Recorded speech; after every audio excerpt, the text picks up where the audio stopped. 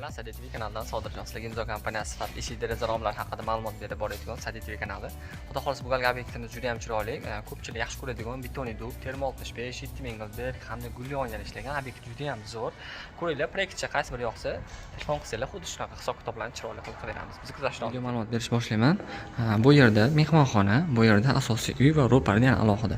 Mehmonxonadan boshlaymiz. Ko'rib turgan eshik derazalarimiz termo 65 dan foydalanilgan eshiklar uchun romlarga 7000 gilberg, bu tomondagi romlarga esa termo 65 foydalanilgan. Va bu yerda Nia 5 ning oynamiz bugungi kunda kvadrat metri eng baland hamda chiroyli bo'ladigan oyna ko'rish mumkin. 1 kvadrat metr 130-140 dan 160 dollargacha chiqadi. Tosh gulli, bu gul Angliyadan keltiriladi va terib chiqiladi qo'l mehnati orqali. Eshigimiz keladigan bo'lsak, termo 65 tashqariga ochilish, 3 kamerali profil, palamet qoplamasi bor.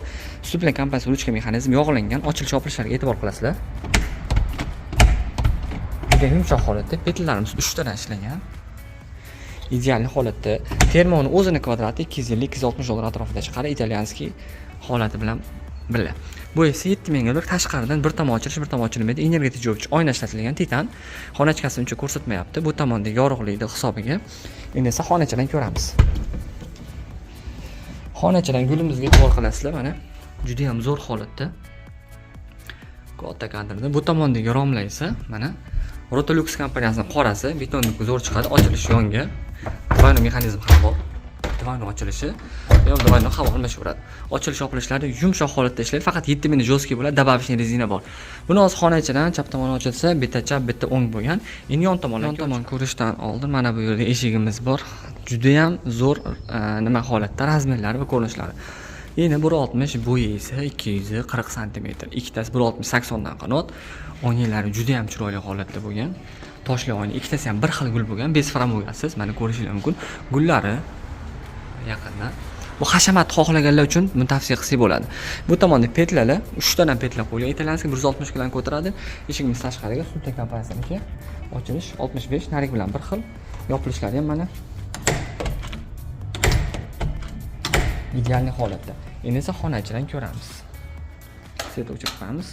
Xo'p, bu tomonda hamma romlarni hozir tashqaridan ko'rsam, xona ichkarisi hamma romlar ikkiga bo'lib bir tomon ochilgan. Bitta chap, bitta o'ng, bitta chap, bitta o'ng. Jam bu tomonda ko'rib turgan 8 ta romlar xuddi shunaqa holatda bo'lgan. Eshigimiz esa xona ichkarisidan ko'ramiz. Shu narxni aytib o'tib ketganda 250-260 dollar atrofida eshikning kvadrati, oyna alohida hisob-kitob qilinadi. Ideal holat. Xo'p, buni mana bu ro'parani ko'rib turibsizlar, men eski holatdagi rasmini ham qo'yib qo'yman. Bunda o'zgartirish mendan taklif olishgan, taklif berib o'tganman. Qanaqa taklifni o'sha rasmda birin-ketin ko'rsanglar bo'ladi. Bu tomoni mana bitta ustunlarni 40 sm dan chiqqan, har bittasi oldin ustunlar 10 sm atrofida edi. Shuni hisobiga bu chiqish hisobi 40 sm, bu tomondan 20, bu tomondan 20 bo'lgan. O'shanda deraza ochilib yopilganda lamballamaydi hamda chekkasiga, fasadiga ko'rinishi zo'r travertin hisobida qoshlar bilan chiqadi. Agar 10 sm bo'lsa, qosh ham travertin qilib bo'lmaydi. Sokol qora betonniki juda ham zo'r chiqadi. Endi yon tomonda katta eshigimiz, uni ham ko'ramiz. Endi bu tomon oshxona, bu tomon hozir ko'rgan zalimiz, bu esa keyingi xonaga o'tish. Hammasi gulli bo'lgan. Bu yerda katta vitraj holatda mana ko'rsanglar bo'ladi. Vitraj eni bo'yi keladigan bo'lsa-ki, bu 294, eni esa 320 atrofida, eni katta, hamma joy gul ishlangan. Hamma joy, hammasi bir xil petlar, bir xil mexanizm qo'yilgan. Mana bir qanotli eshiklarimiz, ochilish-yopilishlarini ko'rishingiz mumkin. Gullariga alohida. Va bu tomonda hozir servislar olib borilyapti. Ochilish-yopilishlar bu yer bitgan yangi. Mana shunday holatda. Ko'pchilik termo 65 profilni tashqi ko'rinishini so'raydi. Men termo 65 tashqaridan ingichka bo'ladi, o'rta qanot, ingichka 78 da qalin bo'ladi. Mana buni bu tomon ochilsa, mana bu tomon. Inyelik oynani ko'ryapsiz, o'zimni ko'rsatyapti. Fason dizaynlar juda ham zo'r chiqqan, zeleniy zonalari bilan.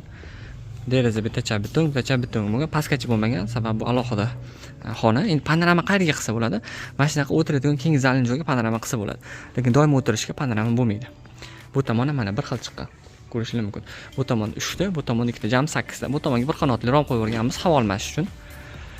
Bu tomondagi eshigimiz framugali 294, tepasida framugasi bor. Mana bu xil framuga ketgan. 294 bo'lgandan keyin past esa narigi eshigimiz bilan bir xil 240 atrofida ochilish qolgan. Ochilish-yopilishlari ham ideal bo'ladi. Shu bilan bugungi qisqacha obzorimiz tugadi. Xudo xolisa sizlarga ham xuddi shunaqa sifatli eshik deraza xizmati bo'lsa, telefon ham qo'yib qo'yganmiz. Bog'lansanglar chiroyli qilib beramiz.